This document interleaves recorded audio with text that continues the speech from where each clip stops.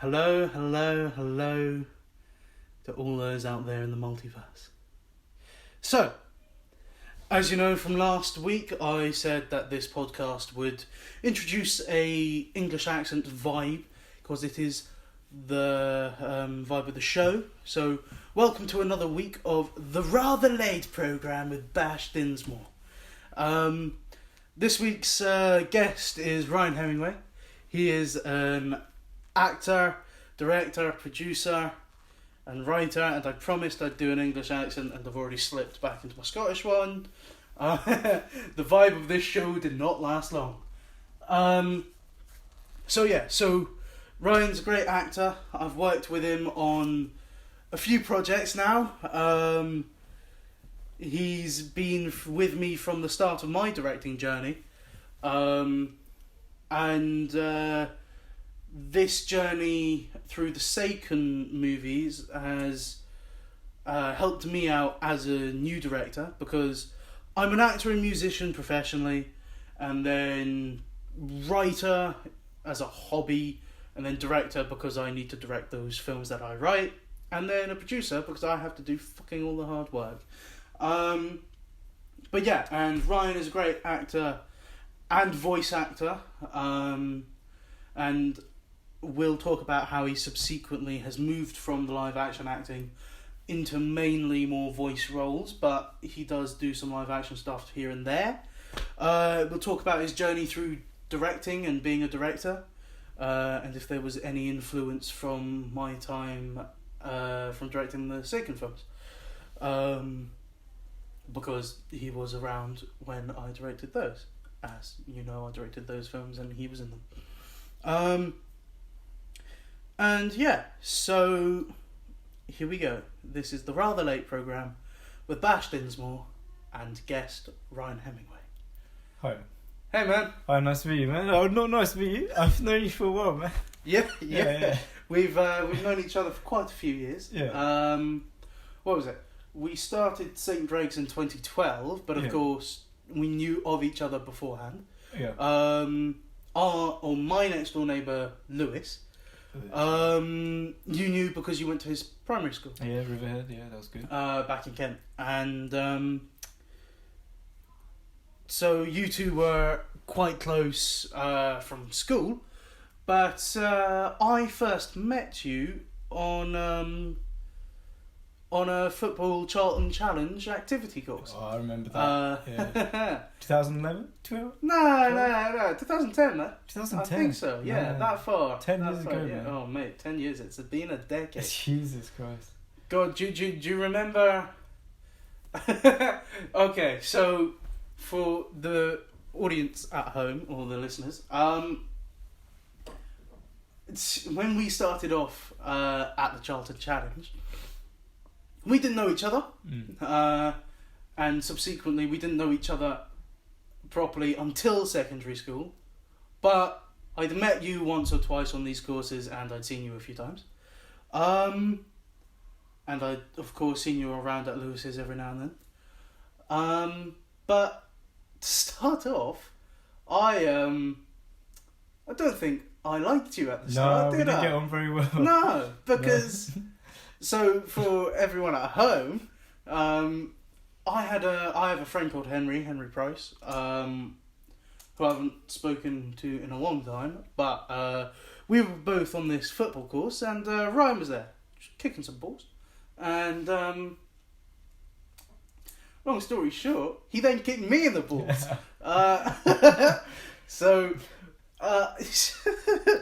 Oh mate, so what happened was we were, it was lunchtime I think, and all the coaches had fucked off for their lunch in their vans and shit. The van sounds creepy, doesn't it? Then me and Henry went on to the AstroTurf to just fuck about and walk about, and then there you were, kicking some footballs. But I don't know how it happened. I can't remember. Neither do I. I genuinely can't remember. It's just gone like that. It's a flash. But what I do remember is being mad that you kicked me in the Kanakis. Yeah. don't know over what. And how, because, I mean, you're not a big guy. Yeah, I don't know. So, and I'm big now, but, like, back then, I was bigger, so I thought I was the giant to you. Yeah. And you kicked me in the knackers. So, I didn't have the warmth for you at the start. Yeah, you and Henry as well. I think that other guy. Oh, yeah, Henry. Henry. Remember him? He hated me as well. Yeah, because you kicked me in the nuts. Yeah. So, we subsequently chased you around the football pitch, trying to beat you. Sorry to Marie if you ever hear this. Yeah. Marie is Ryan's mom. And Big J. Got to shout out Big J. Big Jason, my guy. So that's how we met at the Charlton Challenge, and then didn't really see each other apart from one more time at Charlton Challenge, but I didn't speak to you because you were a prick. Yeah. You bastard. And then I met you on the first day of year 7, and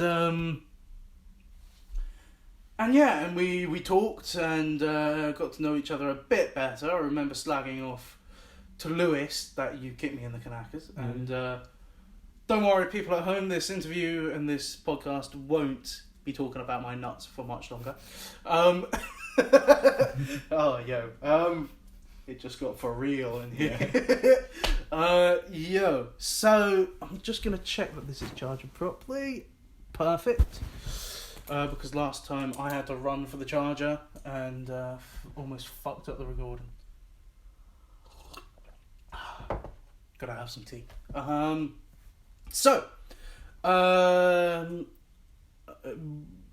Ryan has been a good mate of mine since St. Greg's. Yeah, ironically. Obviously not before, because I was pissed for the reason. But yeah, then ironically we became closest of mates. Yeah.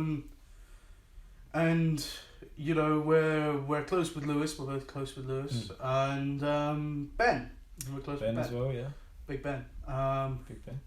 Benny, my guy. Yeah. Pullen. John West.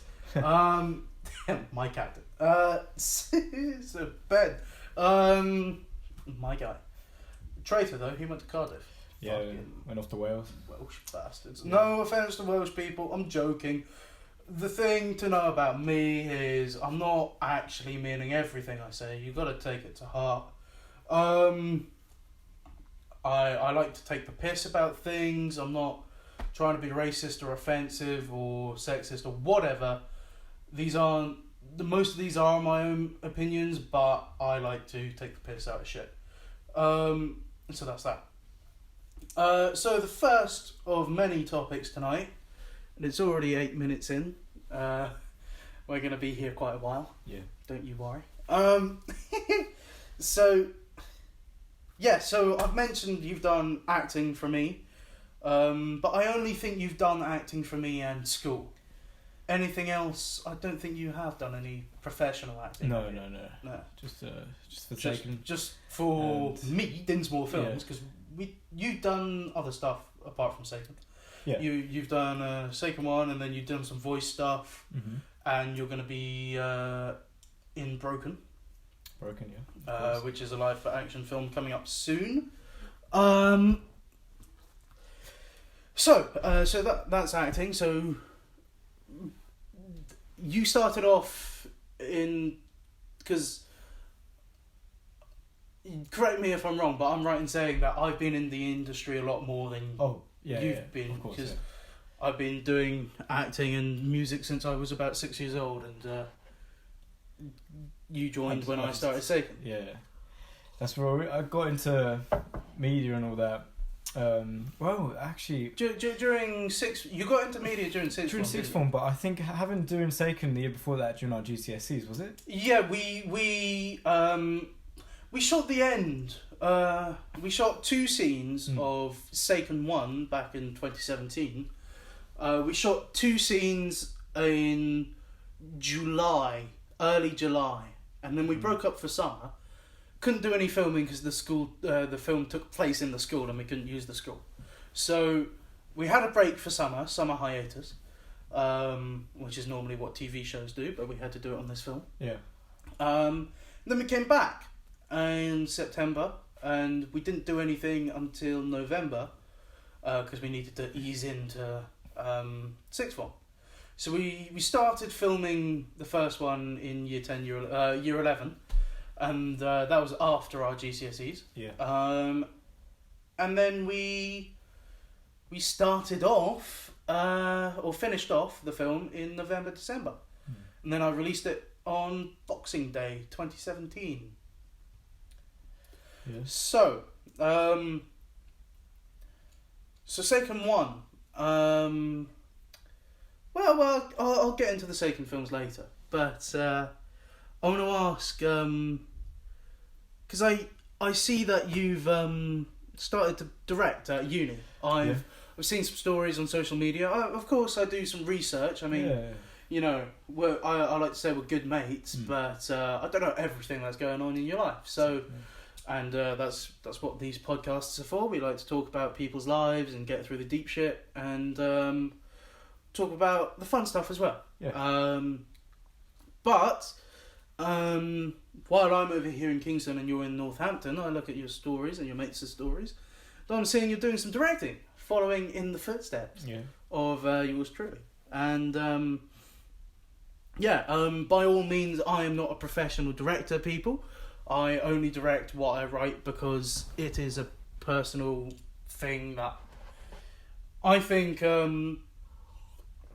personally, directing goes in hand with writing, for me. If I write something because it's in my head, then it's come from my head. I know what the story is like. If I'm sharing a screenplay with someone else, if someone else is writing, I won't necessarily direct it, and I will just, help write with the other writer. But if it's all mine, then I have to gain creative control in terms of directing. Because to me, and you can find this on my IMDb page, in the quote section, that only I know what I want from the script, which is why I wrote it in that particular way. Boaty's just sent me a message. Hey, my guy, Boaty. Yeah. That's Luke Boatfield, by the way. Original villain and writer of the first Seiken film. And Seiken United, he helped me out with the script on this one as well, so well done to Boaty. Big love. DDD. Oh, Boaty, we love you, man. But, so Seiken stuff and then Protectors of Time stuff. Here's the thing, I go on lots of tangents and I go down a story and forget what I'm talking about. So I've just, said how much we love Boaty and then I've forgotten exactly what thing we're talking about. Directing or something. Directing, yeah. So I saw your stories and your mates' stories about you directing. So as I said, I direct what I write because only I know how I want it to look. Okay. If I gave creative license to another director, they could change everything in the script. Like, they won't change the dialogue or the screenplay, but they'll change the context of stuff. So if I decided to give directing duties over to Sam Weeks for Seiken the End, he might direct it in such a way and cut some stuff out that won't make it from the screenplay. And that would be a shame because I know what I wanted in the screenplay and, shit like that. Different directors do different things. So I wanted to talk to you about what got you into directing, apart from your course, because your course is media, isn't it? Yes, media. To sum it up, it covers a lot of media. But the reason I'm doing directing right now, I guess, is mainly for projects. But we could choose what we wanted to do, and I obviously chose director. Because you wanted to be the boss. Well, I had never been director before, and. Well, you've shadowed me on a couple of stuff. Shadowed, yeah, and I thought, what would it be like to actually carry on it? I suppose, because although they weren't credited on Seiken 1, Ryan and Ben both were shadowing directors. Because I don't think Ben ever thought he'd be in this type of industry. He loves his music. Yeah. Just as I do. I started out as a musician, a musical theatre person. But then I think Ben was always a history buff. Always. You know, and he loves his history shit. What is it? You doing medieval, Ben? I think you're doing medieval, isn't he? Talking to the phone as if Ben's listening to it right now and he can tell me the answer. I think he's doing medieval and Jamie's doing ancient, so it depends. But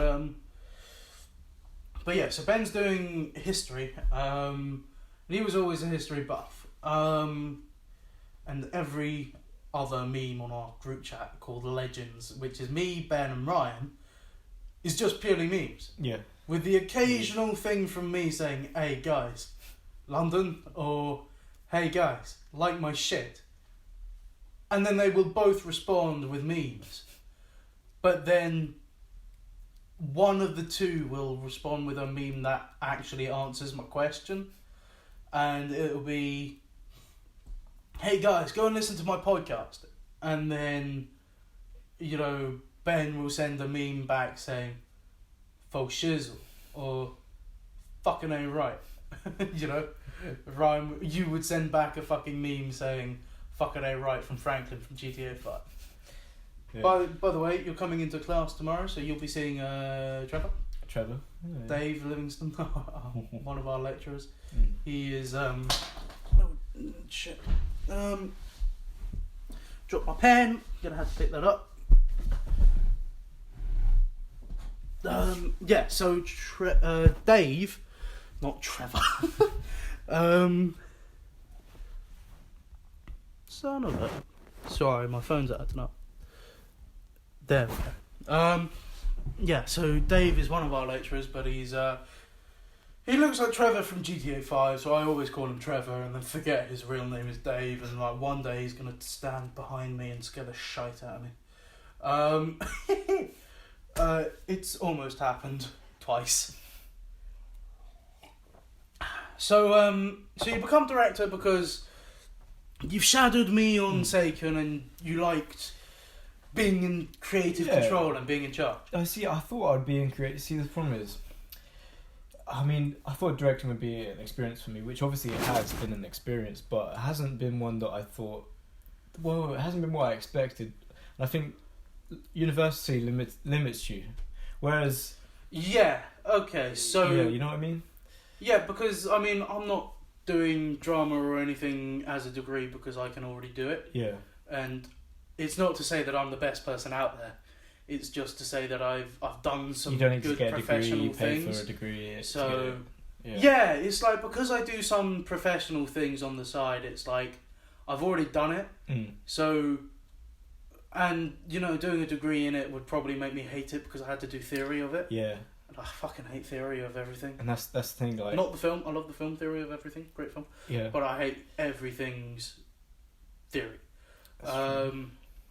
But yeah, so I get what you mean. Like, a university could hold you back in terms of creative control.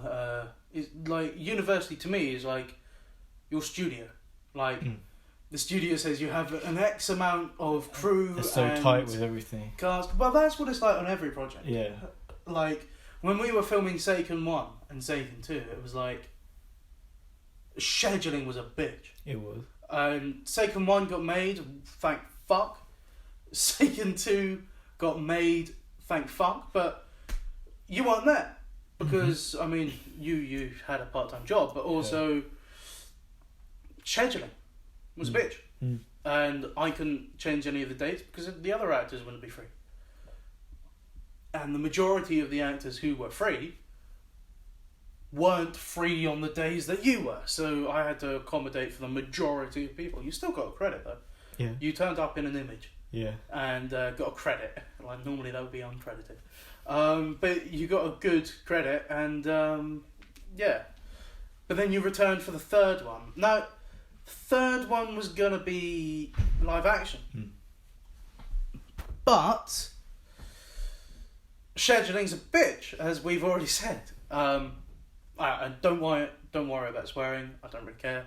Like, I don't think it's gonna fuck your vocabulary up. I don't think it's going to enhance it or make it worse. Just like if you want to say some shit, say it.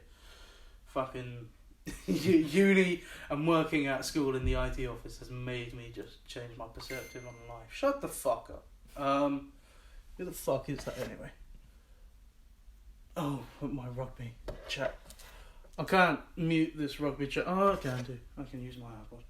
But it's the thing is that we're doing a charity match for a couple of mates of mine who passed away over the summer. So Freddie McLennan and Jack Howie. This podcast is dedicated to you two. I can't remember exactly what happened, but I think they were both involved in some sort of crash on holiday in a gap year or some shit. Which is gutting. Yeah. So yeah, this a few boys. I dedicated Seiken 3 to them. I think. Did I? Yeah, I did. I dedicated Seiken 3 to Freddie and Jack. So that's for you boys. Anyway, oh my god, it's already 21 minutes. This is fucking mad. Yeah. Yo. Anyway, so that's acting and directing, and of course, for me, producing and writing always comes under it. But when you're a director and you're in charge of it, I suppose, in small budget films and in non-budget films, like when you're just doing a passion project with mates, being a producer comes under it because you're the one sorting everything out. You're putting in money for set, for whatever crafty craft services, food, and shit like that. And if you're not paying actors, you might have to pay for the expenses and travel and shit. So that's acting, directing, producing comes under it, I would think. Yeah. But then you're also a writer as well, because you've helped write and have written full episodes and helped me write some episodes of Protectors of Time, which is an audio show which is on YouTube right now. So please watch the first 11 episodes, 12 coming out tomorrow. I enjoy writing them. Yeah, they're good. Yeah? You enjoy writing? What do you like about being a writer? I think I'll enjoy writing until I take script writing next year for one of my modules.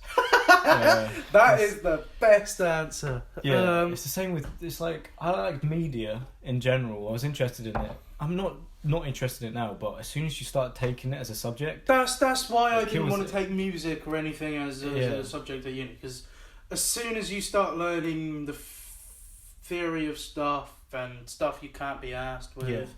Then oh my god, who the fuck is messaging me now? I turned this chat off, I swear down. Fucking hell, man. Anyway. That's not my phone, my phone's... We're just hearing some vibrations going on. It's not my phone, is it? Yeah, it might be the girls from downstairs. Okay. I'm joking. I'm not saying shit. Okay. They can take my humour. And if they can't, then they're gonna kill me. Oh, they're nice. Fuck it. It's fucking uni. We all have shit. So where were we? What were we talking about? Oh yeah. Exactly. Writing. So uni and learning things. Fuck's sake. Fucking shut the fuck up, rugby kid. Yeah. So writing and university and all that, I think university puts a pressure on certain things, and it makes you not want to be as keen or enthusiastic about certain subjects. Definitely. Because you can't be asked to learn those new things. Yeah. And you already know what part of it you like.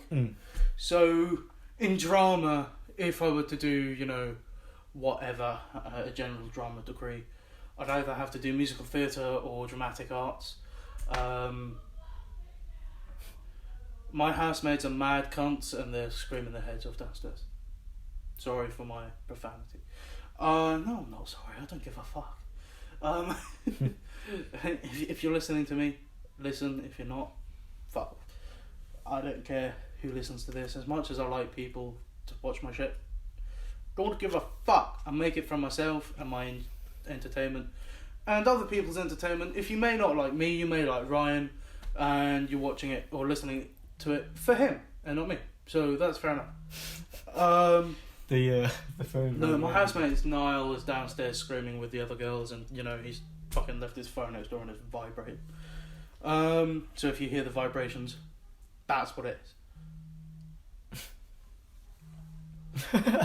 It's okay. It's fine. Head ass. Are they going out? It sounds like they're going to go out. Yeah, they're definitely pre. I have no idea, but they're doing pre's, I think. Okay. Oh god. Okay, so we've talked about acting, directing, producing, writing. The next thing is, what do you enjoy the most? Acting, directing, producing, and writing. If you're acting for me, do you enjoy doing that, or it depends. Is it more of feeling like it's a mate asking you to do something and you're just doing it for the sake of, oh, he's a mate, I'll help him out? Well, I think it depends on the project to project, and it depends on the person and everything. So when it comes to you, I think there's no particular thing I like doing. I think it depends if it's going to be live action. I would like to get. Obviously, I haven't been in a live action for a while. Yeah, 2017 was the last live action Euro. So you missed out second two. I mean, I like having a bit of a creative say, but I mean. Maybe... Well, you're always an exec on my projects. Yeah. You're always an exec, because either you edit as well. Yeah. And nobody likes to fucking edit. But editing's something you've got to have. It comes in hand with everything. Yeah. You've got to fucking do it. It's just like learning how to ride a bike. Exactly. Although, of course, I know fun. how to edit and I know what to do in editing, but I don't like it. It's long and facetious. Definitely. Okay, cool. So that's that. And we talked about how we met. So let's talk about the main topic that most of the people here will be wanting to know about. Seiken. The Seiken films. Okay. So far we've had Seiken. Mm-hmm. Seiken 2 The Aftermath. Seiken 3 Restoration. And releasing in April this year, 2020, is Seiken United. Mm-hmm. Keep your eyes on my page for the trailer of Seiken United. The teaser trailer is out. Trailer 1 comes out next week. And then the real thing will be released on the date that it says in trailer 1. Sorry. So that is fucking... We need to tell him. No, shut the fuck. Get your phone down. Nah, he's enjoying his time downstairs. Probably having a couple of bevies. Marketing executive that he is. Is he marketing? Nah, he loves to say that shit. Oh. I think he's a marketing student or some shit. Mm-hmm. He's a business student, I think, and he just loves to bring up the fact that I'm Mr. Marketing Executive. We love you, Noah. Okay, so Seiken films. You were originally part of Seiken 2, but couldn't do it due to scheduling. Yeah. But Seiken 3 Restoration, and Seiken United. Because you've done those 3 already. Seiken United's not out yet, but you've done the lines for those 3 already. Out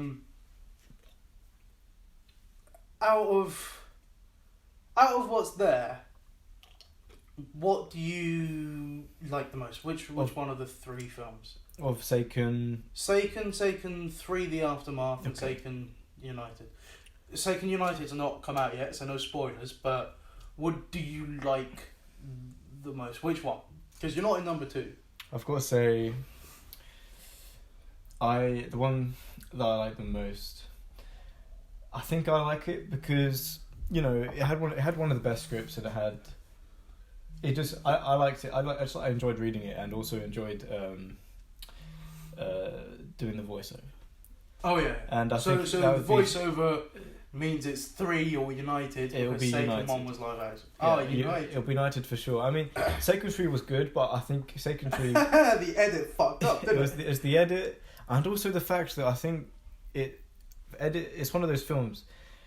Seiken 3 is the calm before the storm, even though it's not calm. Yeah, so... It sets up the rest of the Here's Seiken. what I had in my head. So, Seiken 1 is it's just a fun story. Yeah. It was just taking the piss. My mate Sam Weeks was directing me in a film called The Beast, which hasn't come out yet, and I don't think he will release it publicly, although I can show some people the link. But he was directing me on that film, and I was saying to myself, I'm loving working on this. This is really professional. I've worked on some stuff for Camelot Films. I've worked on my own stuff. Well, I mean, not at that stage. I worked for Camelot Films doing Matthew Caldor, which was my first film role. Could you... nice one. So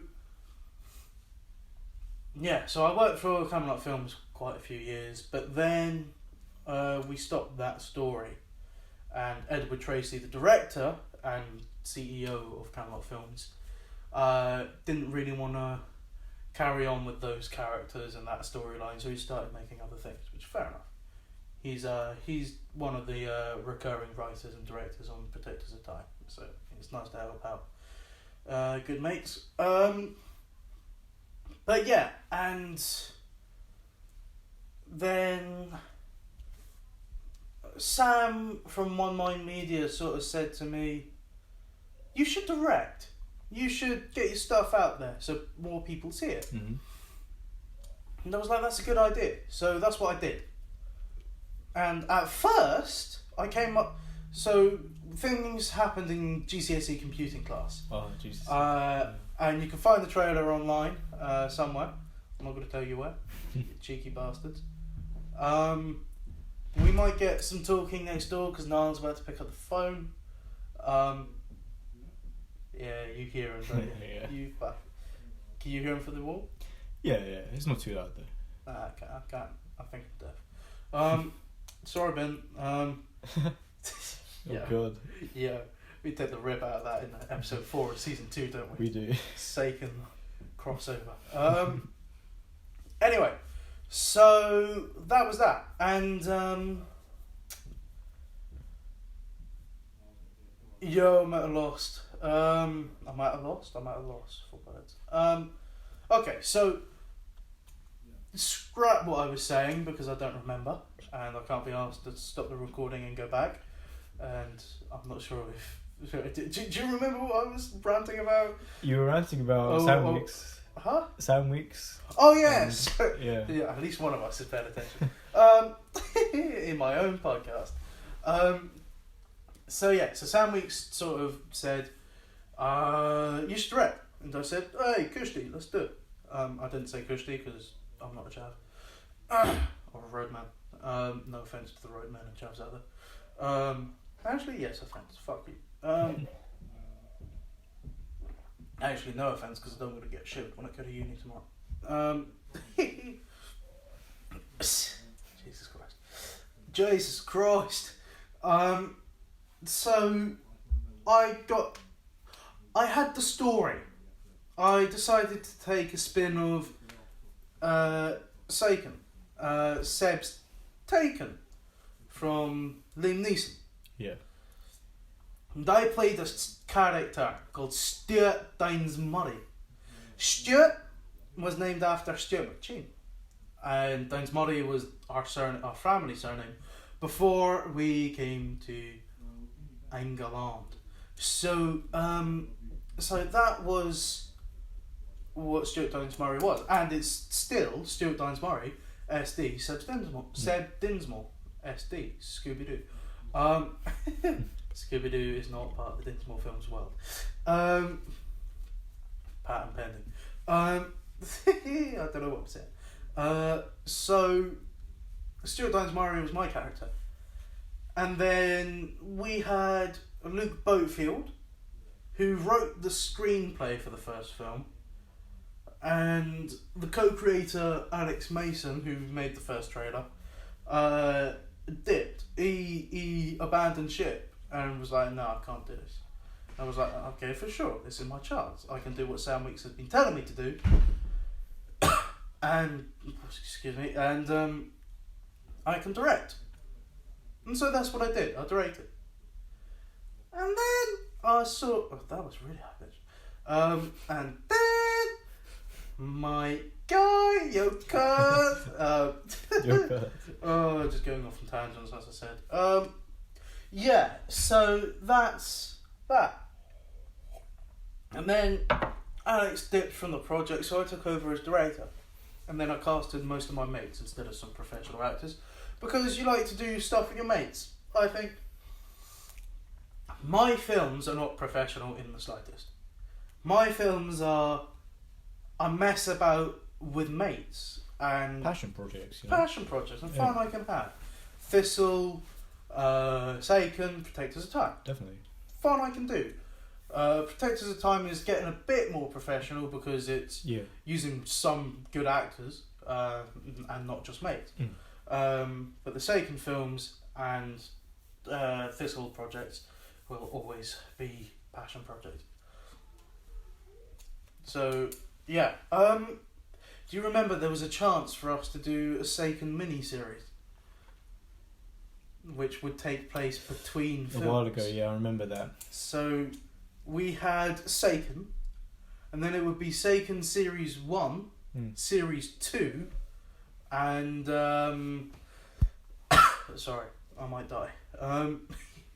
Saken Series 2, and then Saken 2, and then Saken 3, and then Season 3, Season 4, and then United, The End, and then more series. That was the plan, but the plan did not execute. Because some shitty actors, or some shitty mates, not shitty mates, they were good mates, but they couldn't be asked. So we planned to do the series, but we never did it because some people couldn't hold on to the scheduling of the show. Because for us, a TV show is weekly, and we release it weekly and record weekly. Which works better in Protectors of Time because the professional actors record it weekly, whereas you lazy fucker, I got you to record it at the start because we did episode 1 and then 2, and that just took weeks and weeks for you to do your lines. Yeah. And I remember being quite angry because I was like, I gave you a month to do one episode, which had 2 lines for your character. Yeah. And I was like, yo, bro, come on. This is way... It took 2 lines. This was last year, what? A month for 2 lines. This was for Protector's Time. This was like... This was like... November. I was like, yo, come on. I remember... I don't know why, I procrastinated the hell out of this. Yeah, you procrastinated the hell out of it because you were with your boy Razvan. Well, you got to be with Razvan. You got to love Razvan. You love Razvan. Shout out to Razvan, Shout out to Raz. Make sure he listens to this. He will, I'll show him. You'll play it. And Yeah, just like you play it in the writer's room. Yeah. But yeah, and then Protectors of Time got a bit more professional as we went through. And I'll talk more about Protectors of Time in a second. So that's Sake. If you could pick any other character in the Saken world, whether that's Stuart, Harry, Carter, Henry... Oh, not Henry, because you're fucking Henry. John, Philip, Sam, Hunter... Gilbert, Lucas or Richard. Like, who would you be? I mean, that's a tough one. It's a tough one because I like a lot of the characters, but a lot of that is to do with who plays them. Like, for instance, Philip Miller. Hey, Boaty, because my of God. Boaty. Like, if it wasn't for Boatfield, I don't fucking think... subtitles for him. In the first film, he was so quiet that Sam decided to just edit the music over his words. Yeah. You could see him talking, but you couldn't hear shit. And I'm like, yo, he's talking. And like Sam was like, you can't hear it anyway. You might as well add music. I'm surprised he decided to go along with it as Yeah. well. I thought he wouldn't want to do it, but he... Boaty loves did it. it. Because at the time, he wanted to try and... Because Boaty's a shy guy. He is, we love Boaty, but he's a shy guy, and we love his streaks. Yeah. I love his streaks. Oh, I don't do streaks anymore, man. Yeah, I know, because you abandon it. I know, I should You start gave them up. again. I should start them again this year. Yeah, but every time you promise me you'll start it again, you'll stop. Oh, yeah. I got up to 300 and something with you. Yeah. Oh no, I got 364 one day before a Yeah. full year. And then you fucked it by not doing the next streak. I was messaging you constantly and you were like, oh, sorry, bro, I was in bed. I was like, yo, in bed 24 hours, you're worse than my mum. Like, yo. Just to sleep. The sleep. I mean, like, at uni, man, it kills you. It son kills of you. Man, this wasn't even uni, this was year 12.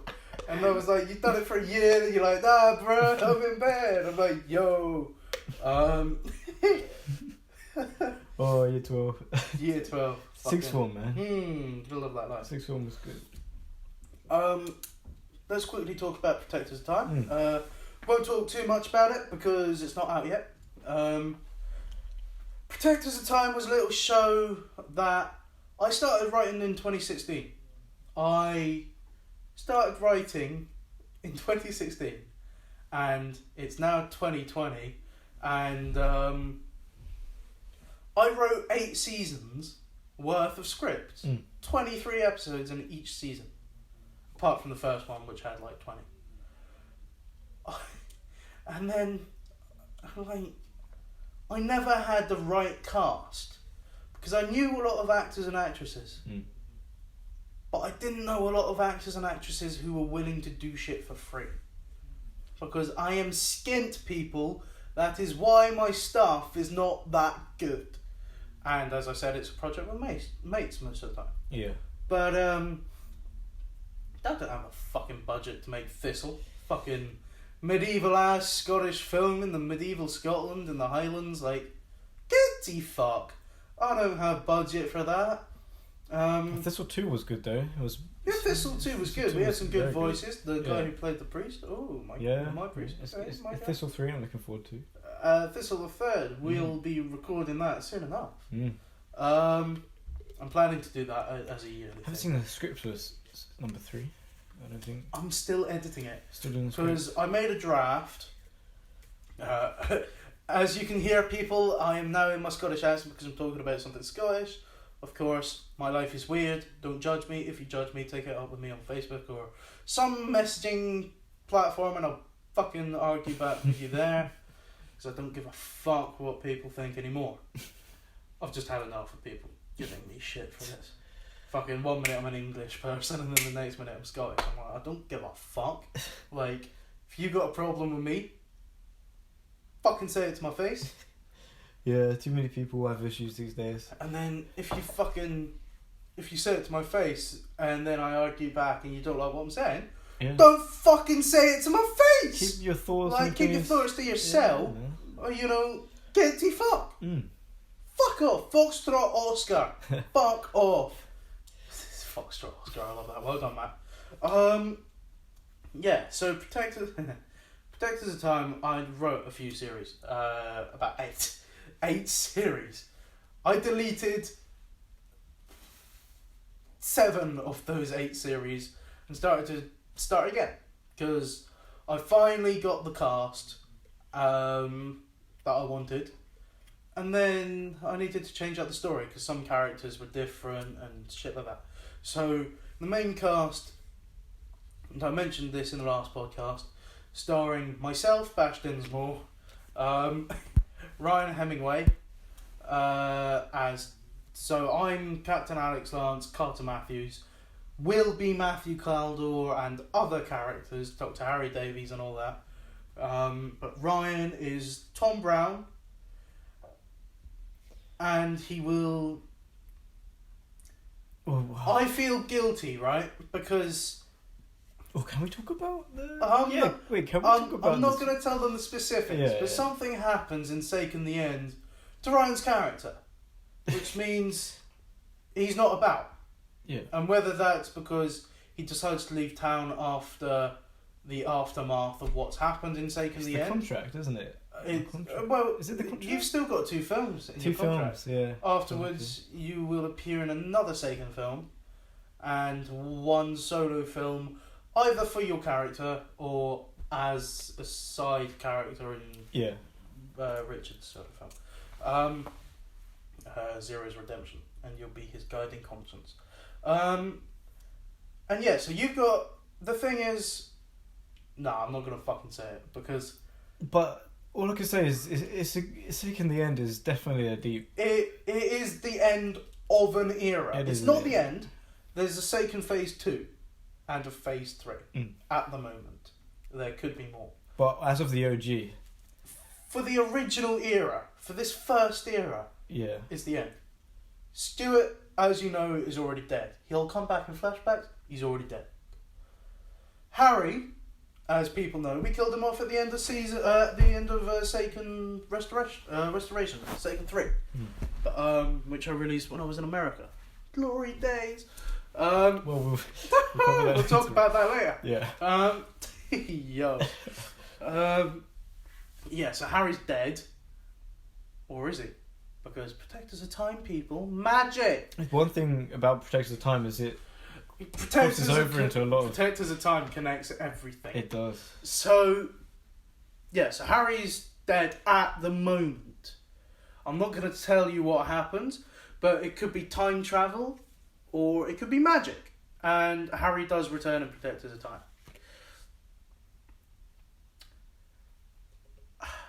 And so... Okay, so because even though you've got 2 films in your contract left, and you might re-sign if you want more, unlike Ben, we'll see what happens. But so Ben's contract has come to an end after Seiken the End. He'll appear as John West 1 more time in the films, and maybe make a special appearance in Protectors of Time. But Ben's contract is essentially almost up. You have 2 more films. My characters, I can play a different character every fucking film. I can do what I want. But John won't be about because Ben's done his contract. And whether that's, the same with Henry, do they both leave together and ride off into the sunset and become gay lovers? Or, which would be fucking awesome. Nah.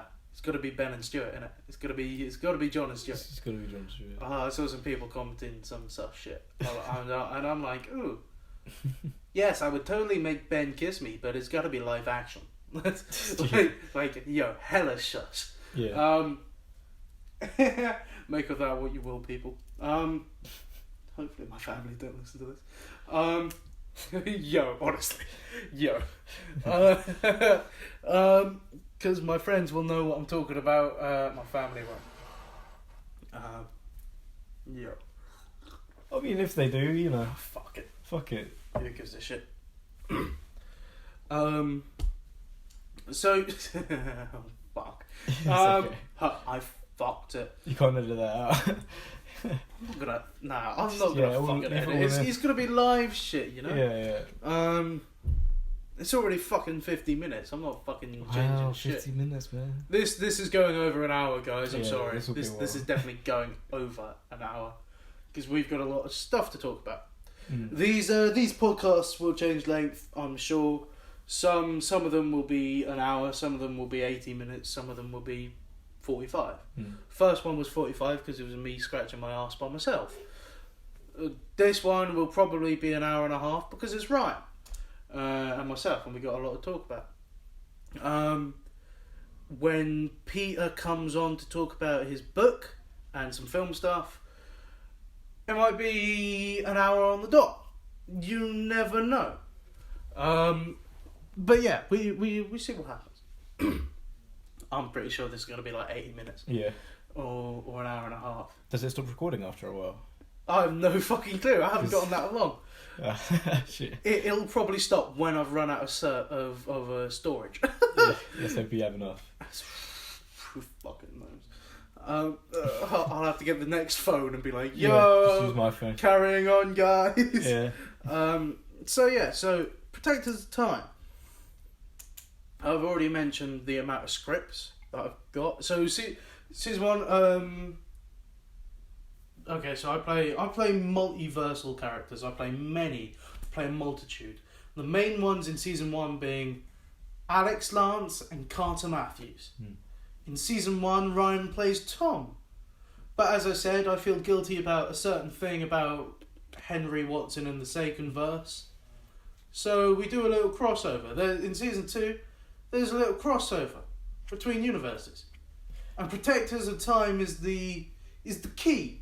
It is the entrance into all multiverses. Ties it all together. It ties it all together. There's going to be some appearances of characters in the real world, which our Earth right now, where we are, isn't Earth 1. I'm calling it Earth 315 after my bus number. And the end of my phone number, 315. The second Earth is called Earth 217 because it was released, the first film was released in 2017, 217. Harry is from Earth 2, already established in Seiken, the miniseries, which never came out.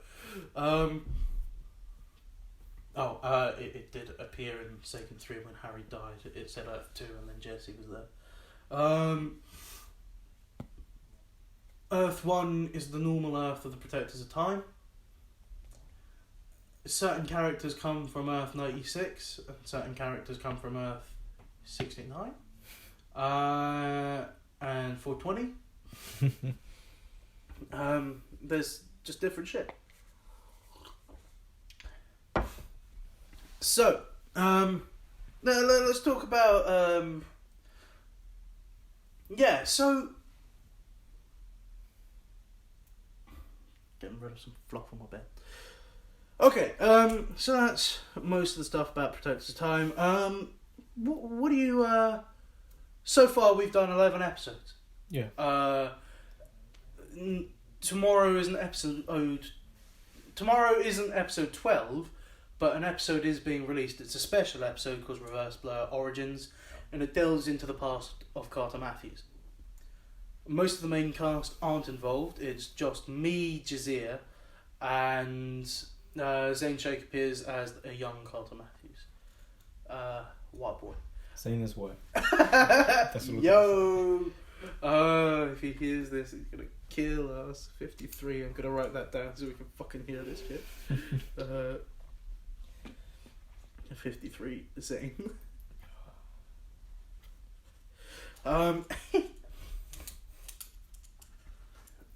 But yeah. So Protectors of Time. So what do you like about Protectors of Time? Because I haven't asked you that. We've done 11 episodes already. And you know, it's still an early thing. Yeah. It feels like it's still in this. Because you recorded all of your season 1 lines at the start. Yeah. You've already done it. So it happened very, very quick. Yeah, I mean, it's still... We recorded your Protectors of Time lines the same time we recorded your Seiken United lines. Yeah, I mean, I'm still processing it, really. I mean, so far, I've seen... Because are you listening to the episodes? I've listened. I mean, the thing is, I've done my lines, I've seen I know what happens. I've yeah. So I've seen a few of the early ones. I've seen a few of the early ones recently. Some of the early ones. The ones at the moment are getting better. Yeah. The early ones are just starting it off. They're like 5 to 10 minutes. These ones are 10 to 15. Tell you what, I mean, the thing is, I'll play some to you later. Yeah. I'll make you listen to some. I mean, so far, Episode 11, which has just happened, is one of my favourites. So, I'm not going to give it away, but something happens to my character specifically, and I'm happy that what has happened has happened. And I'll say no more, because you have to watch it on my YouTube channel, people. Go and listen to that shit. I mean, episode 12 is being released tomorrow, is it? An episode, but it's not episode 12. This one's a special episode. It's a special. Called Reverse Blur Origins, which talks about the history of Carter Matthews and why he's doing what he's doing, and why he has my character's face.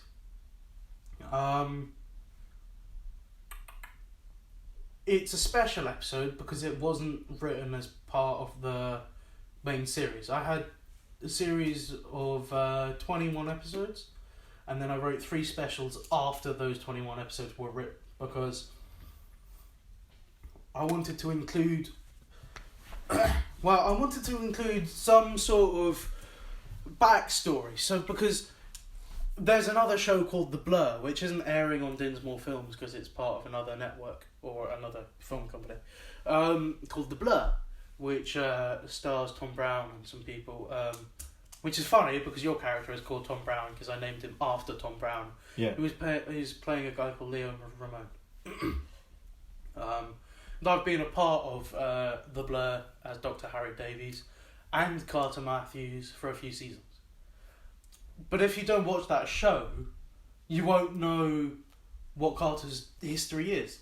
So I thought we needed some backstory for my show, because honestly, I don't know where The Blur is released. I think it might be on Vimeo, I'm not sure. But yeah, so we needed a backstory for Carter in my show. And then we had to talk about a character from Alex's past called Gemini Flanagan. I love that name, Gemini Flanagan. It's fucking funny. Gemini Flanagan sounds Irish, but it's not. Fucking Gemini Flanagan. I love that fucking name. It's so weird. I saw Flanagan on some sort of website, and then I saw Gemini when I was talking to my dad about birth signs and shit, and so Gemini Flanagan came about. So that's Potatoes of Time. Now we'll get into some different topics, but I'm going to revert back to Protectors of Time because I'm sure it'll relate to something that I say in a second.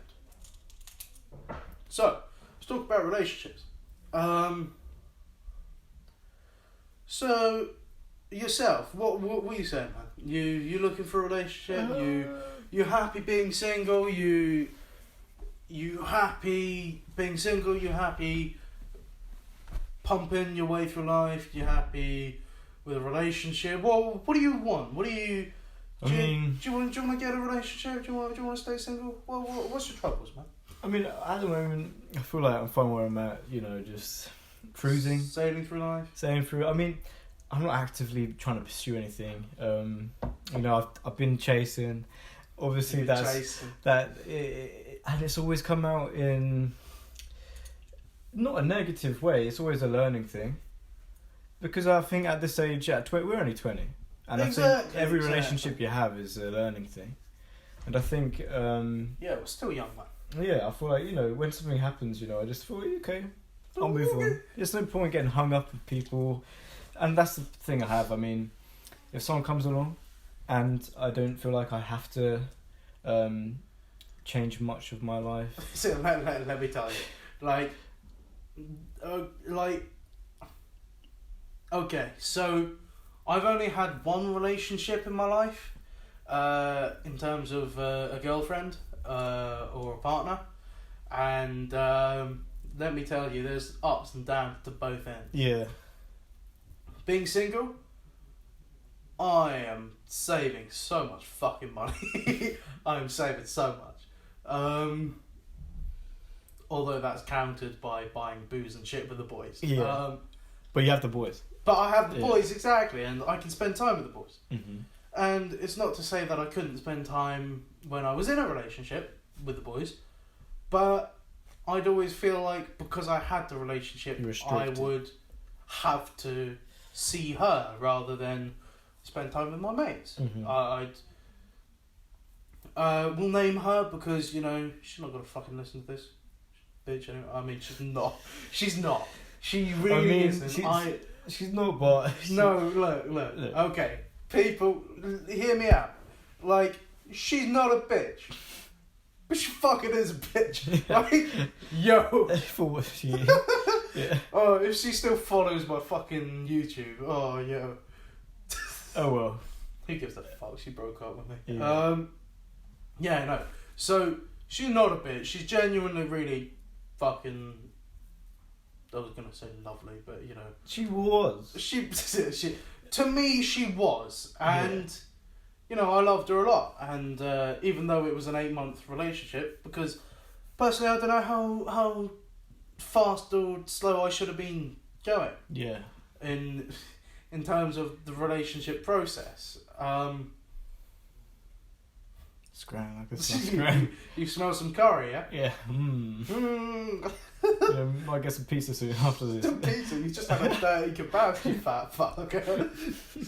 Yo.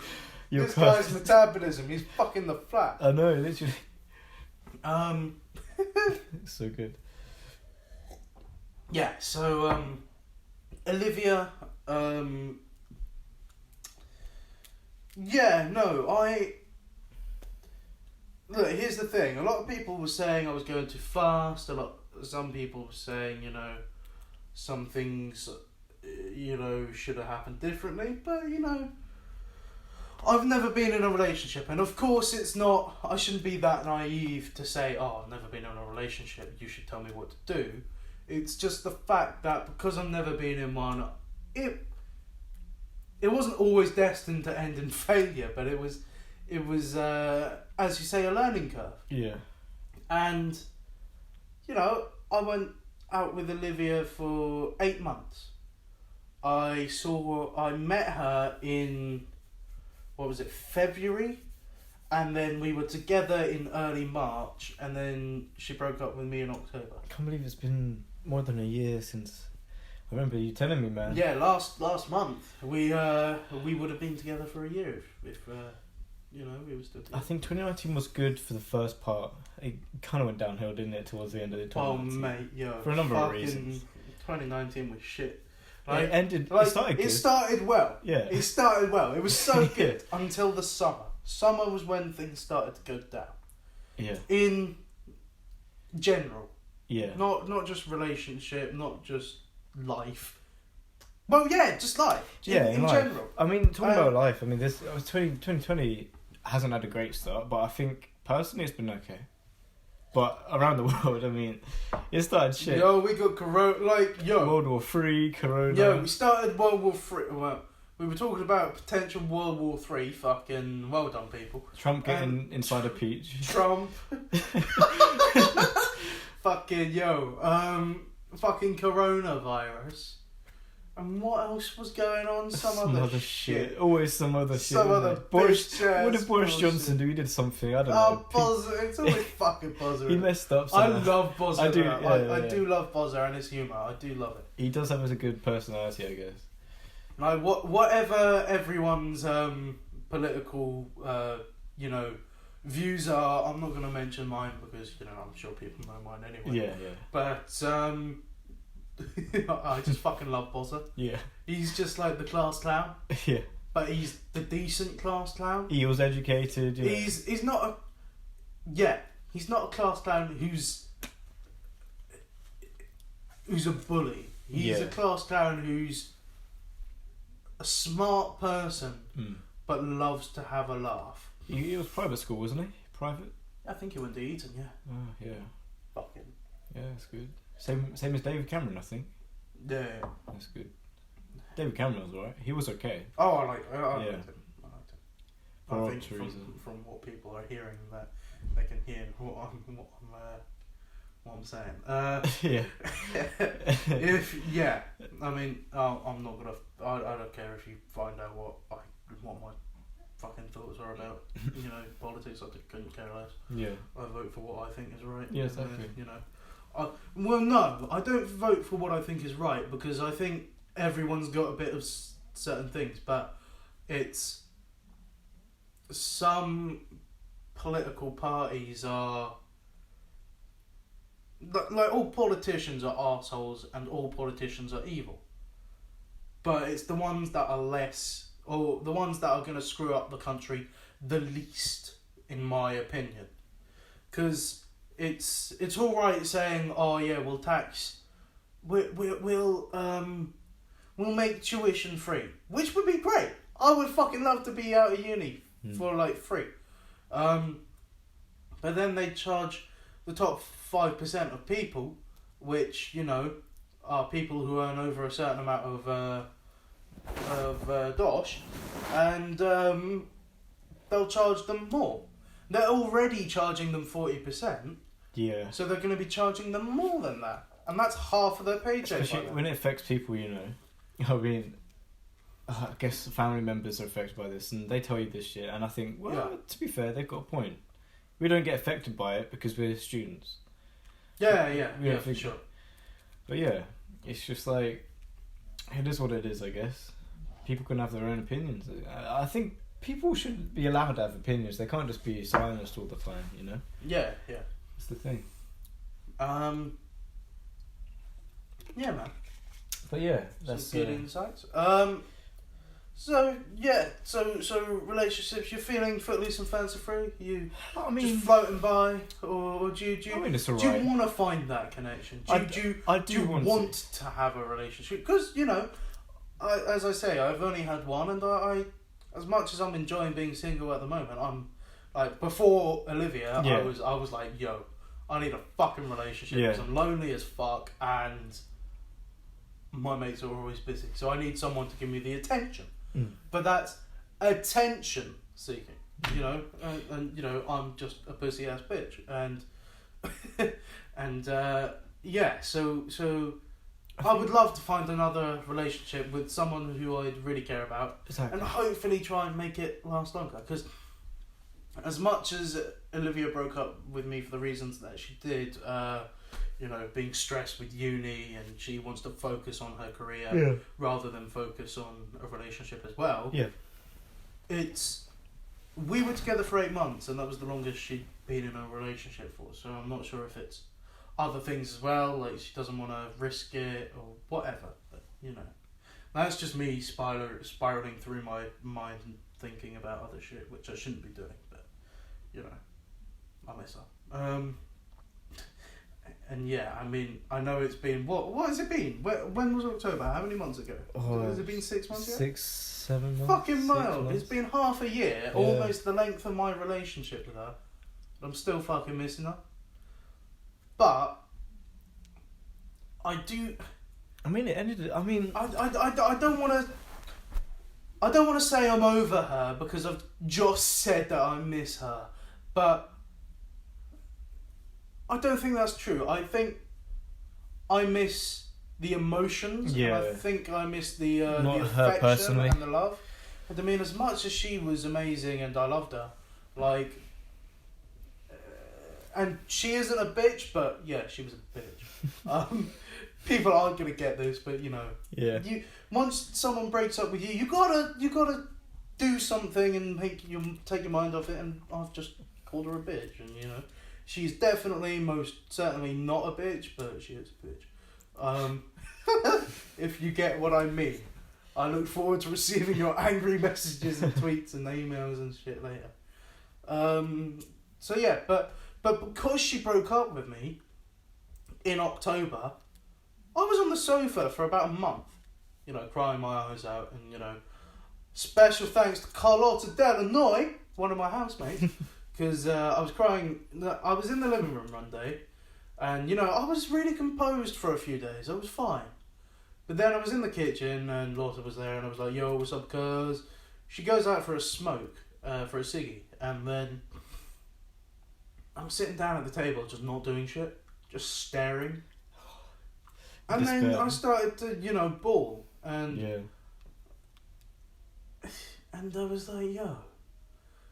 So and then of course she said my name a couple of times and I was like, oh shit, no, nobody see me cry, and I don't give a fuck if people know I cry or not. I don't care. It's human. It's part of nature. Men are allowed to cry. You gotta fucking cry. Men are allowed to if you're fucking depressed or some shit, you got to go through that. Yeah. Shit. And not to say that I was depressed because my girlfriend broke up with me. I was just sad. But there are other things that people can be depressed and have anxiety about. Do you think you have anxiety or depression? Do you know? I wouldn't go as far as to say depression, do you feel? It's hit and miss. I think it's difficult because being at uni, it's much different in it. It throws you into a different world, doesn't it? Oh mate, uni, fuck me. It fucks you around, and you realise, oh shit, it's fucked from here, Oh yeah, but 100%. I feel like once you accept that, the thing is, once you accept things, they stop being a problem, and I think some things are so hard to accept, it takes so long. But once you accept things, you no longer have to worry about it. Like with anxiety, it can be a constant thing, but you can suppress that with other stuff. Yeah. But yeah, don't let stuff get you down too much, and you'll be fine. Yeah. I mean, that's the thing. And with relationships, for us, we're young, and we got all the time in the world. Yeah. To fucking do shit. We got all our life. To talk about that. Exactly. Anyway, so but her breaking up with me then was a pivotal point for me. Yes, I was sad that she broken up with me, and yes, I was sad that I was single again. Single. Oh, it's okay. Yo, I'm dying on the inside. It was a pivotal moment for my career as well, because as an actor and in the entertainment industry, like, I tried. It wasn't official or anything. I had a relationship before. It's not official, so I don't count it. But I was with this person on and off, and she was a musician and I was a actor, as well as a musician and all that. But mainly an actor. I got most of my jobs from acting, because I thought music was for me, and then acting can be for everyone else. So I was with her, but like, she was free when I was busy, and I was free when she was busy. So it didn't really work out. We were on and off. But then, that never worked out. But that's what I'm saying. Eventually I would have gotten a job or a musical or something, and I wouldn't have been able to see it. Oh, by the way, people who are interested, my 8-show-a-week once musical, I am taking off this week, or this half of the week, because I'm spending time with Ryan, of course.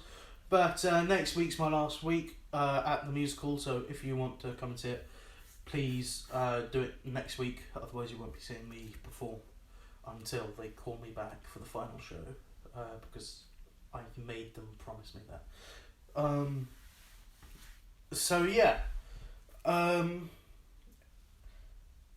But yeah, in terms of pivotal moments, that she broke up with me and I focused on the Protectors of Time show, because I released Seiken 3 in America, and then I didn't really want to work on Seiken United that much, because we'd already done most of it and I was just waiting on a couple of others' voices, so we'd done most of it.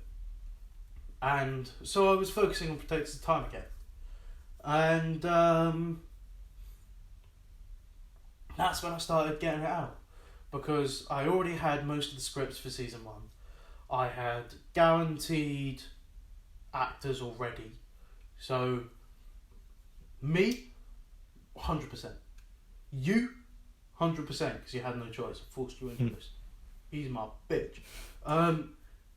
Then the character of Rosie, the actress, had changed a lot, and so we started off with Sophie Purrett-White, but then she had to go back to uni and things got too much, so she dropped out of the show. And then I replaced the actress with Hallie Hunt. She did it for a few weeks. She was really good. But then she dropped out of the show for personal reasons. And now we've got Mary Henley. And Mary Henley is a wonderful Scottish actress who is currently studying in Glasgow, University of Acting, GSA, I think. And she is now our wonderful Rosie. She is using an American accent for Rosie, but of course she is from Scotland. And I owe her 3 pints for doing 2 films and this show. And then we've got Harry Coleman as Steve Mason, of course. Harry the legend. You met Harry. And then we've got Tony Mayaz as Freddie Parkhurst, the star. And then we've got Z. Alexander as Jenny Green, with Jazia Shine as Thursday, and Lewis Brownlee as Sergeant Oliver Martin. And then special guest stars included Jess Herring as Captain Eve Baxter, Dan Ellis as Malcolm Hunter the Dark Arrow, Saturn Voices as Damien Thomas, Ben Davies as Ray, and I think as far as special guest stars go, that's that for now. In terms of guest stars, the ones that stand out is Jamie Weaver, who is going to start joining the show from next week as Jamie McDonald. We will have Dan Finn as John Valor in one of the episodes. We've got John Leather as Kronos, which is a really great role. He keeps coming back, and he'll be back in season 2 as well. Kronos, because there is a special arc in season 2. Yeah. Revolving around Kronos. Season 2 is my favourite, just putting it out there. Hey, my guy. Same here. No, I love season 3 actually. I haven't seen season 3. I've seen a few episodes, I think. Yeah, but not most of it. And I think season 3 is my favourite. Yeah. For me, season 1 is setting it up, getting it out there. Season 2 is change. There's a lot of change. Yeah. Some people leave. Some people go. Good some special people episodes as well. Come back. There's a crossover episode with the Sakenverse. Yeah. Some people join the team. Some people leave the team. Some people die. Some people are born. It's like new shit. And then season 3 is magic, and I am a big magic nerd, so I love all things magic. But then that's season 3. Season 2 has some special. So season 3 has the 100th episode I've just written. Is amazing in my opinion because I wrote it. Season 2 has a special episode crossing with the Seiken world. And then season 1 has some special episodes like Reverse Blur Origins. People Like Us is an episode about someone called Unique, and there's LGBTQ plus topics in there. But as I was saying, that breakup sort of catapulted me into getting this show out there, and I'm quite thankful for that, because otherwise this show wouldn't be out there, and I would have started writing this in 2016 for nothing. So I'm quite happy that this is starting to get out there. We've got a few more episodes to go till the end of the season. We're on episode 12 next week, and we've got 21 episodes overall, not including the 2 special episodes. So that's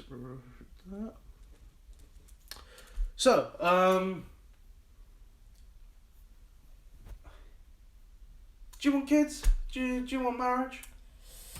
I mean, right now, no.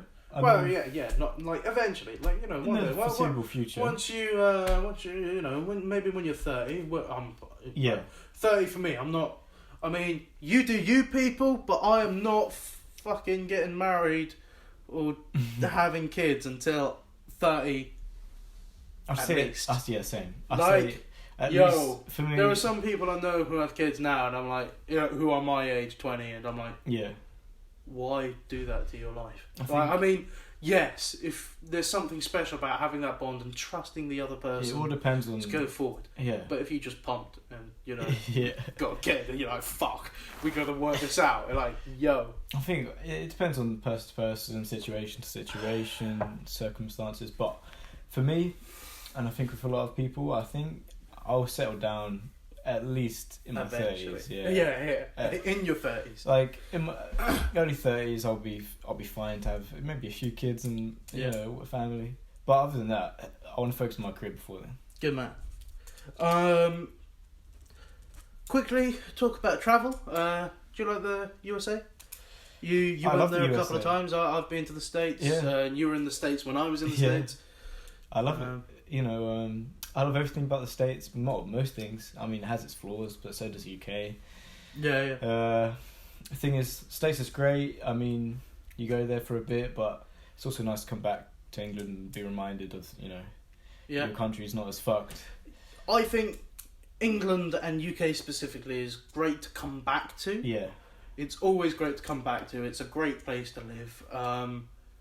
But if you want that bit of exoticness, if you want to change, then maybe go abroad to the States. Thinking about a career over there later on, you know, maybe Canada. Maybe dipping? Canada. Are you dipping? I feel like I might dip. You leaving me, man? I'm gonna have to stay here for life. I feel like I will. I can't leave my parents. I will probably travel somewhere. I don't know where yet. Because I didn't do a gap year, so I think I might as well do something. Yeah, I'm gonna do something straight after uni. I'm gonna do some travelling, maybe. I think everyone needs to have that sort of. But yeah, I mean, everyone needs a break. Yeah. But yeah, I mean, I don't think I'm gonna work abroad. I mean, I can. If I'm acting, then I will work wherever it needs me to be. If I'm travelling to, you know, Europe or America or wherever in the world, but I'm planning on staying in UK mostly, or living in UK, just because this is sappy shit, but I can't leave my parents, you know? Yeah. Like, my little brother doesn't give a shit, and my older brother is, you know, focused on other things. Yeah. So you know, someone's got to be there. So, not makes taking sense. a dig at my brothers, but you know, yeah. Yeah, makes sense. But yeah, I am. No, I'm not. Honestly. There's one more thing before we get onto the last couple of things. Before we end this podcast, let's talk about Jazir. My guy. Jazir. You are hella fucking sus with this guy. Now,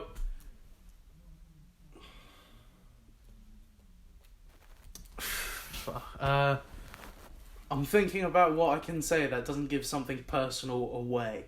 The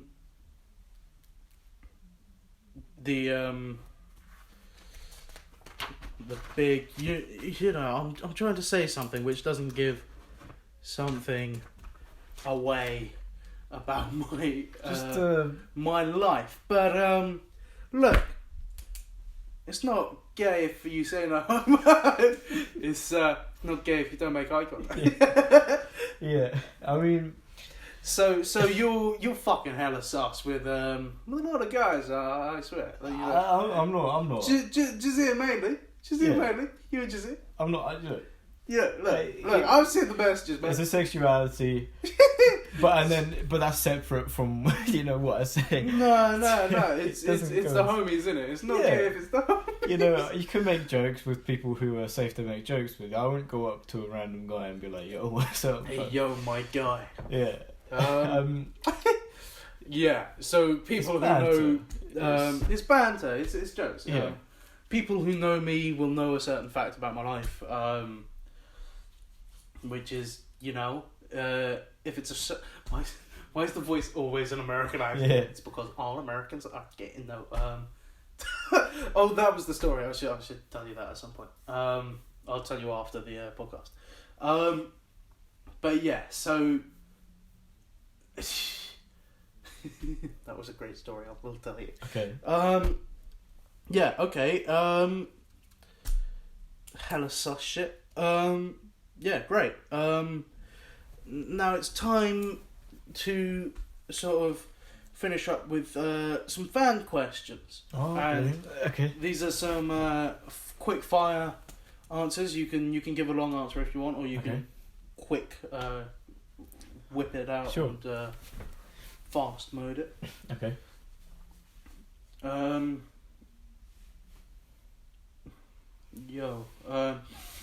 Right. Hope my guy Waleed listens to this. Love you, Waleed. Okay. So Sexy Beast Ginge. Lewis Brown. If you don't know, it's Lewis Brownlee, as Ryan said. He asks, how are you finding working with cameras at uni? Does it interest you? It certainly does interest me. I love working with cameras and, getting to know the technicalities of all of it. I mean, it's so interesting. I mean, I know Lewis does photography in that, so I mean, it's a good thing. I'm passionate about it, but we'll see where it goes. I mean, I'm not that experienced. Lewis is probably more experienced than me, but he does it for passion and for work. So yeah. Luke Boatfield has asked 3 questions. My guy. What was your favourite part on working on the Seiken series? And what was your favourite part of working on the Protectors of Time? So far.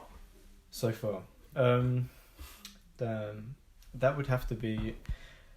So start off with Seiken and then I'll start with Seiken, okay.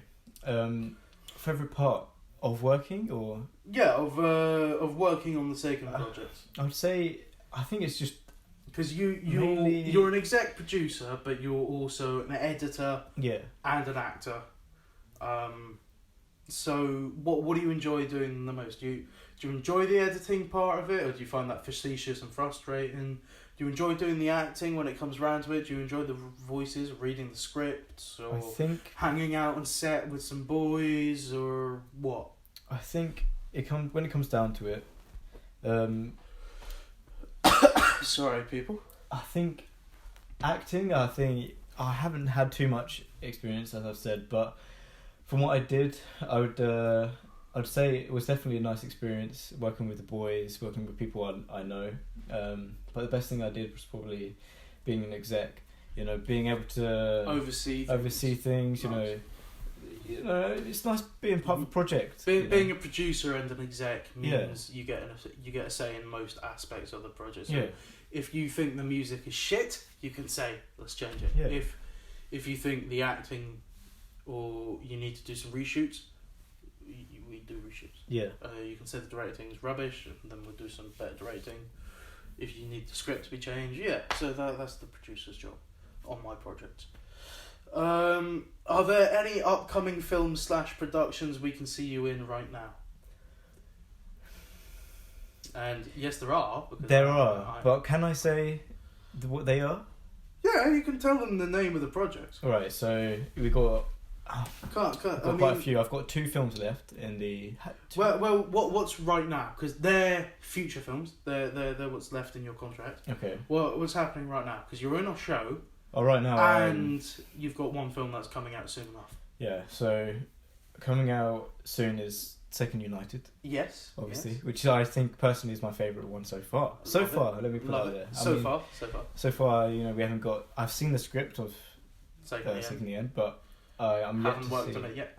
Once I work on it, then it may as well be my favourite, but we'll see. Now, Second United, But Protectors of Time, season 1 I've done. Season 2, however... You like the script so far, though? I mean, I can't wait to work on that. Yeah. To start... Episode 4 will...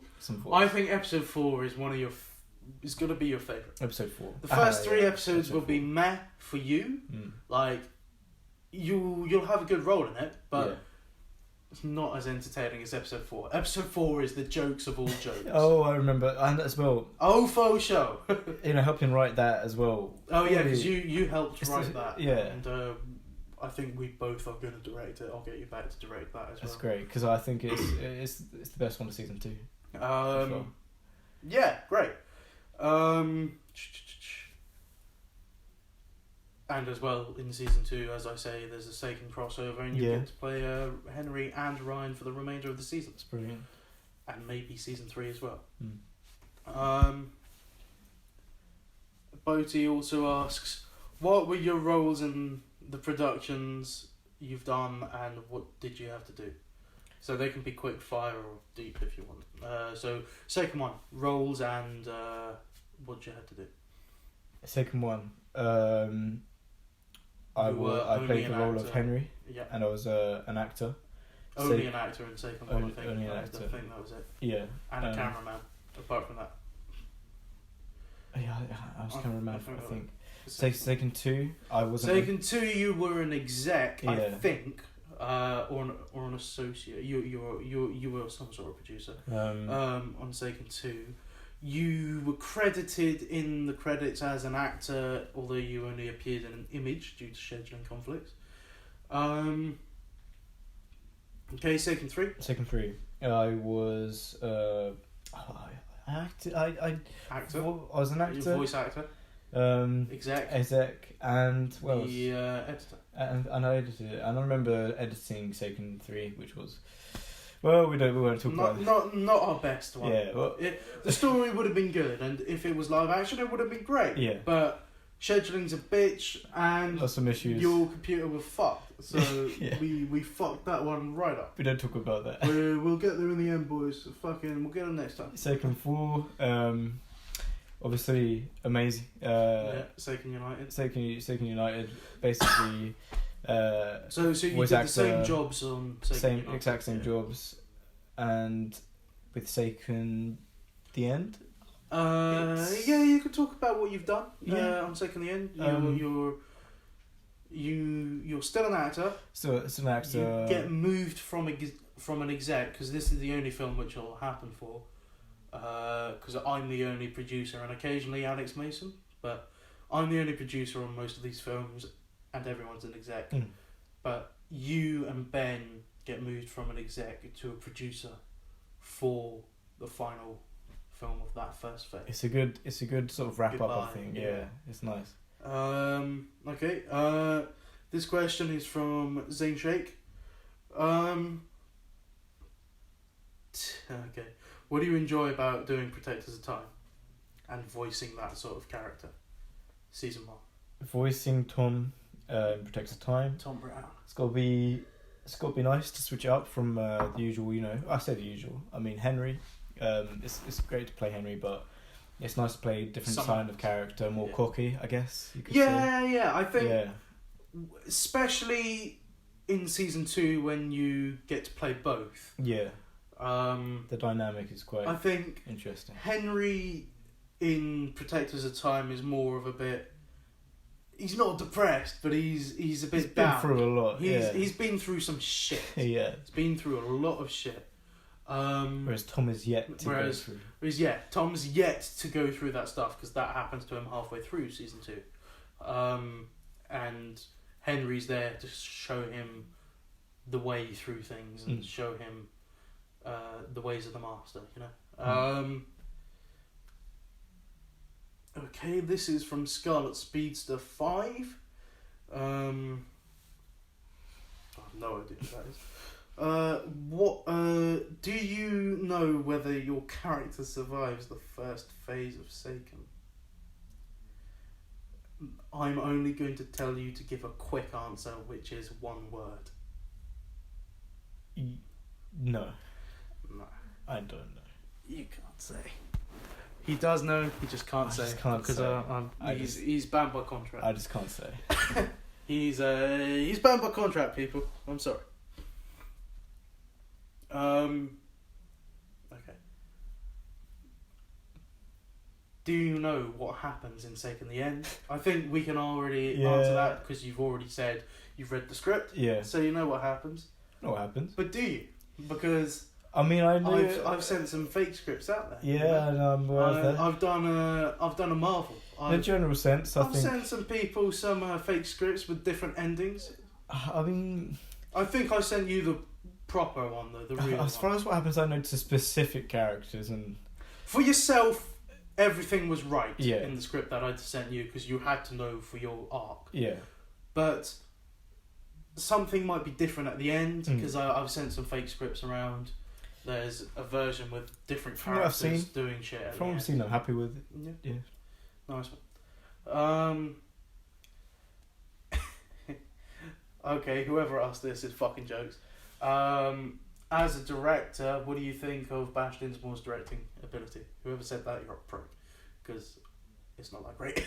No, I think it's good. I mean, I think it's good. I mean, so far for the projects that they've run smoothly, they got released consistently as well with this this new franchise of Protectors of Time. I think it's proved to be a success. So Great. it's good.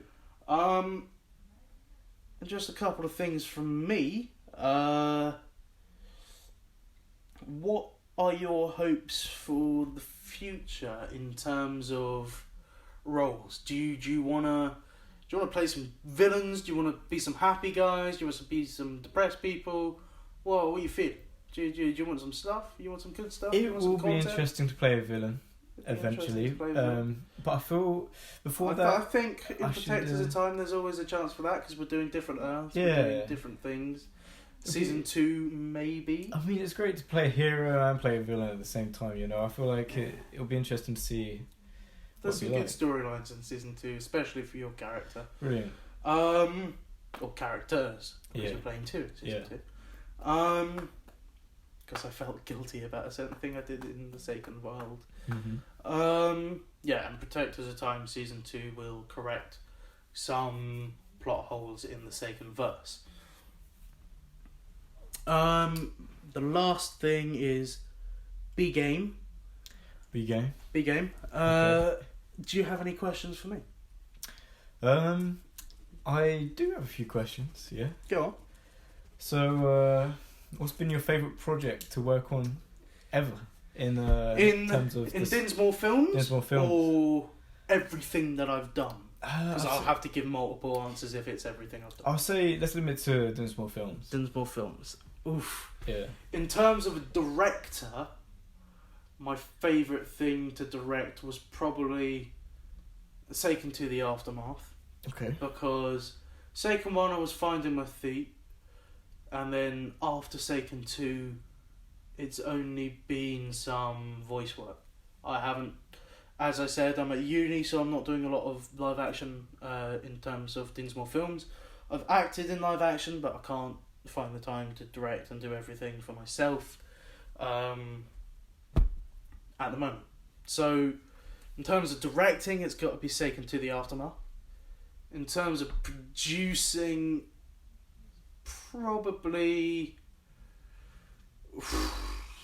Seiken United, because that is going to be great, I can tell you people. That'll be amazing. Ryan's listened to some bits of it and he loves it. In terms of an actor, I have to say 2, because in Seiken United I get to play multiple characters, but I also get to play Matthew Caldor, who I mentioned earlier, and I've played him from the start of my screen career, so it's nice to keep bringing him back. Yeah. But also Seiken 2, because it's great to play a villain, because in Seiken 2 I played Harry and Stuart, but a dream version of Stuart, and the dream version of Stuart was evil. So it was great to go back and play an evil version of the character that I created in the first film. Yeah.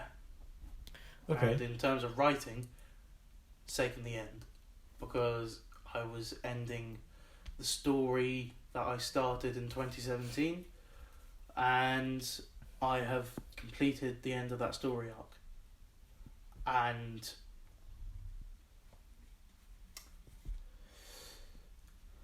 although there are some other films that I enjoyed writing, and I enjoy writing The Protector's Time, I think Sake in the End is something special. Yeah, that's true. For sure. For sure. Now, I just want to say a big thank you to our guest Ryan Hemmingway. It was a pleasure. Yeah, so that's that. We'll end it in a bit, and Ryan we'll take a picture with Ryan, and I'll post it on the social media. Because I'm bound to make a page on social media for the Rather Late Show with Dinsmore, probably. But yeah, so let's say goodbye to Ryan, and then I'll finish the podcast in a second. Right. So see you later, mate. It's been good. It's been great. Thanks for coming on the Rather Late Show. Thank you. With Dinsmore. Brilliant. Okay, people. So now it's the end of the podcast. I have to say some thanks and some stuff. So thanks to my housemates for shutting the fuck up while I do this. And thank you to some people while I do this shit. And just thanks for watching the first episode, which was amazing to see all the people who liked it. And then so anyway, fuck it up, go on.